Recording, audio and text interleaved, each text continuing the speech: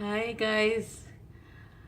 So this video has to do with the blog post about in which I talk about the promise, and the promise is that there is always promise in Hinduism is that whenever evil arises in the world, whenever there is the balance of good and evil is lopsided and evil has the upper hand, then there will be an incarnation of the divine who will come in and destroy evil and overtake the and restore the balance of good in the world. So that is the promise, and what we tend to because we seldom relate the myth to our inner world, and we're always sort of thinking that the myth relates to material outside things. That's why there are so many people waiting for the second coming and actually think that there is that whichever religion it is, and all religions have this idea of another incarnation of the divine, and we're always seeking it outside of us. And what the writing of this post helped me to see was that this is happening within us all the time, right? It's always, every time we pivot from a depressing thought and move towards hope, every time we are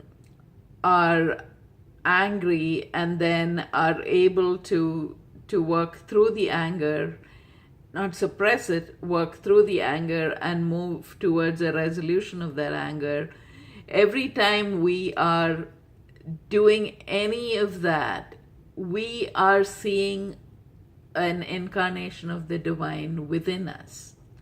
So we don't have to look outside. And like we said in a previous video, when we begin to recognize that what we are seeing outside in the world is what is our inner life, so that life world, our world is a reflection of our inner world, our external world. So once we recognize that, we will know that every time we have this incarnation, this creation of good, this the battle of between the good and evil within us, or and what is the good and evil?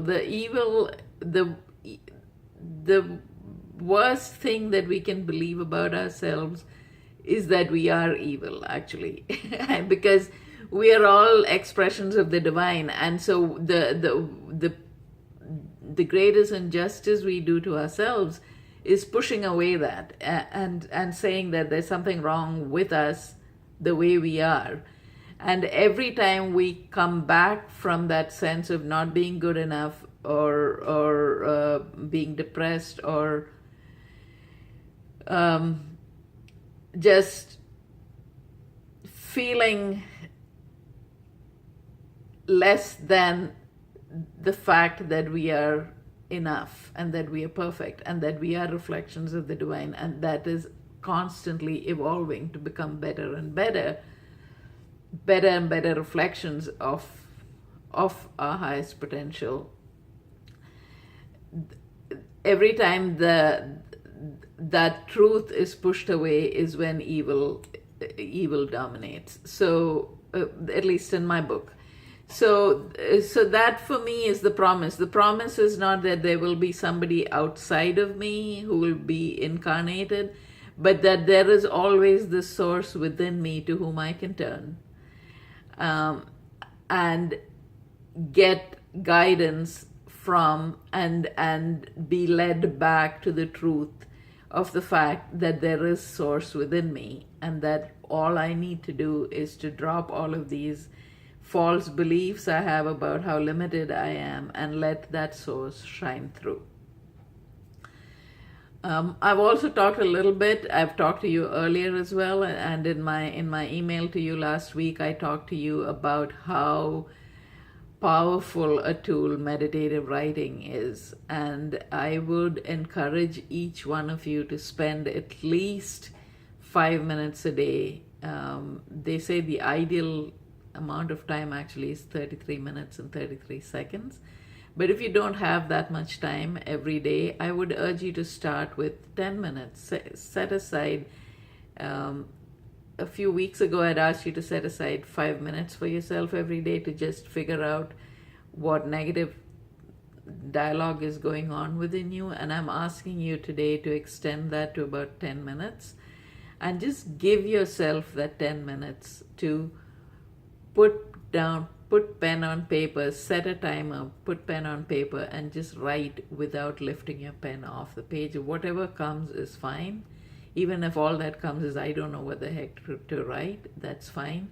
As you go through the days, there'll be more and more clarity and more things will come. You can do it in whatever language you feel comfortable.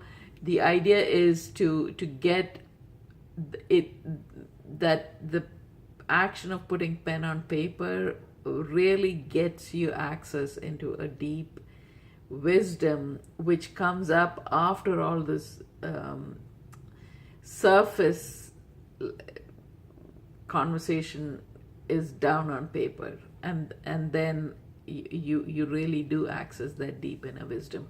So I hope that you get both of these points. One, that there is always divine manifesting within you every time you go from feeling that you're not good enough, from a sense of despair to a place of hope, from a sense of I can't do this to a sense of I can.